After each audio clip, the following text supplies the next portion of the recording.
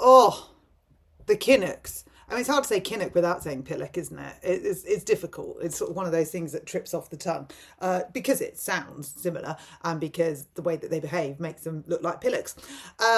So Neil Kinnock thinks we should have VAT on private healthcare. Now, if you look back at my videos from probably July 2024, you'll see a lot of chat about that. You'll see a lot of videos about VAT on healthcare and how absurd that very notion is, in the same way that it's completely absurd with education. But there are some absolute pillocks in this country, the Kinnock pillocks, who think that it's a good idea. Please like, subscribe and share, by the way. So Kinnock thinks let's add VAT onto private healthcare, the very system that is taking some of the strain off the NHS. You know, the NHS, the one that is absolutely knackered and where Streeting keeps telling us reform, reform, reform, and we must pay junior doctors more and we must put more into it and we must do all of these marvellous things and it's going to be amazing, but right now it's knackered. You know, where Streeting, who said if you can use private healthcare, perhaps you should because it will help the NHS out a bit. Yeah, well, Kinnock says let's put VAT on it. Let's make it even more unaffordable for people so they have to go to the NHS, and the NHS that isn't coping at the minute, let's just swamp it even more until it dies. Now, the Kinnocks are a family of many faces. So we've got Neil Kinnock, who actively opposed the European Union.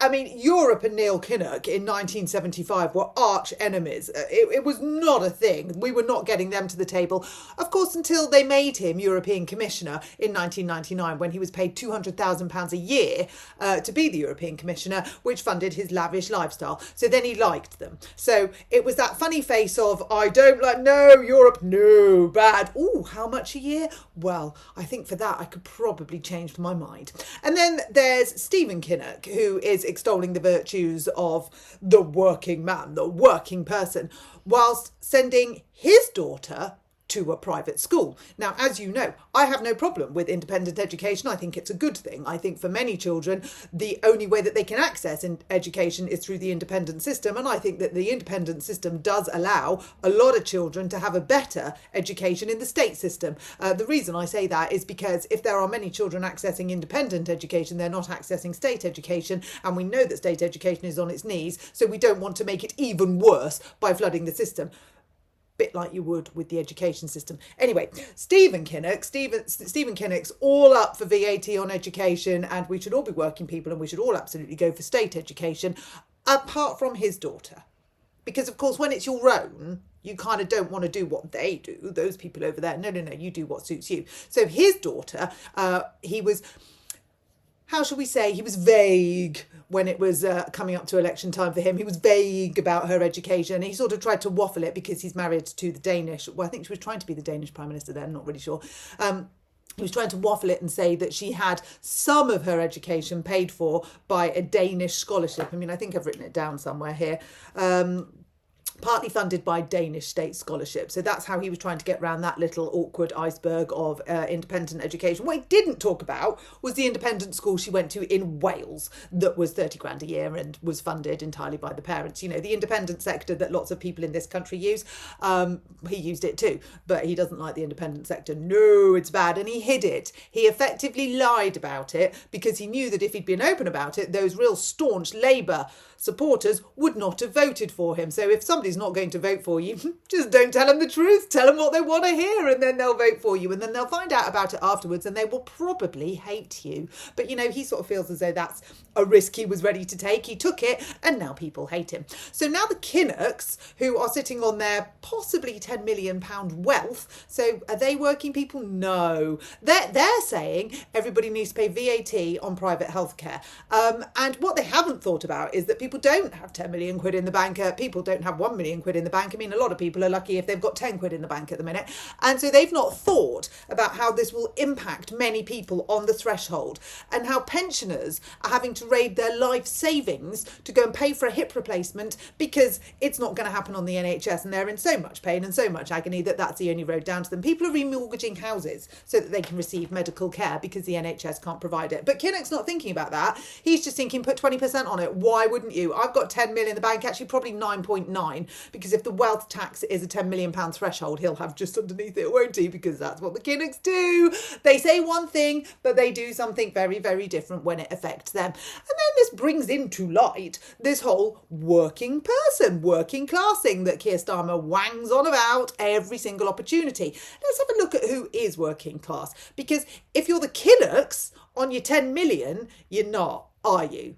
I mean, you're working at being a prize hole, but you're not actually working like the rest of us do. Then we've got Reeves, and then we've got Starmer. I mean, Starmer's dad was a tool maker. Obviously the joke, you can fill it in yourself. Starmer is not working class, is he? He's a barrister. He was on 400,000 a year. So what about Starmer Master and the other one? What are they going to be? Where are they going to go? Because their dad is currently shaping the economy and shaping society so that it's going to be quite difficult for them to get a job, because whilst they went to a state education or a state school, they actually went to basically a private state school, because to get to their school, you had to live in a catchment area of about 10 metres and you had to own a house of about 3 million quid. So if you could afford the £3 million house in the 10 metre radius, then you were going to be mixing with other kids who could afford the £3 million house in the 10 metre radius. And so you've basically effectively bought an education at a very smart state prep.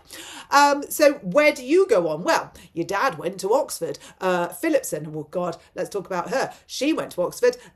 Did Reeves as well. I've got a feeling Reeves went there as well. They were the Oxbridge Grenade Brigade. They are the Oxbridge elite, but they claim they're working class. But where are their offspring going to go? What do they claim they are? I mean, for the Starmer kids, their dad is the Prime Minister. It's hardly working class, is it? He is a tool, but he's not a tool maker. Reeves, I mean, oh my God, they'll probably just file for emancipation. They won't be looking at their mother and saying, my mum was Rachel Reeves. They'll be saying something very different. And Philipsson. Now, Philipsson goes on and on and on about not having heating upstairs, nor do we, Philipsson. And also, well, we do actually have the heating upstairs, as in there are radiators. We just don't have them on because you've taken all the fun out of central heating. And now we sort of sit around a candle and go, oh, it's really cold, isn't it? Get closer to the fire. So Philipsson goes on and on and on about her underprivileged bad background, which many people say is an absolute crock of shit. But she talks about it all the time. And then she also went to Oxford, but she got a bit chippy because somebody asked her once where her school was and she goes, you'll have never heard of it. So that is the reason that we're all having to pay the price, because somebody at Oxford didn't know where her school was. We're all having to pay the price for it. But where are the Philipsson kids? What are they going to be? Are they going to be working class? Because let's not forget her wealth. So Philipsson's mum did quite well out of the Wearside charity. And again, you just need to go on Facebook. You need to go on Google. You Google what happened to some money, a donation that went to the Philipssons. You Google what happened to a bit of house buying property, and you'll see that they are far from working class. They are also sitting on quite a nicely feathered nest.